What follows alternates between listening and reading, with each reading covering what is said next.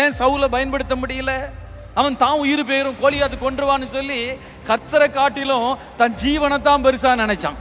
பாருங்க, கோலியாத்தை பார்த்த உடனே தாவீதுக்கு ஒரு வைராக்கியம், தாவீதுக்குள்ள ஒரு வெறி.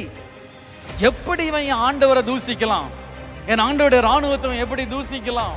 கர்த்தர் மேல் அப்படி ஒரு வைராக்கியம். தன்னுடைய ஜீவனை காட்டிலும் அவன் யாருக்கு முக்கியத்துவம் கொடுக்கிறான்?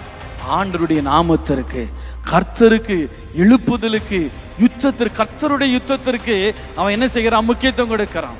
எதையும் ஆண்டவருக்காக இழப்பதற்கு அவன் ஆயத்தமாய் இருந்தான்.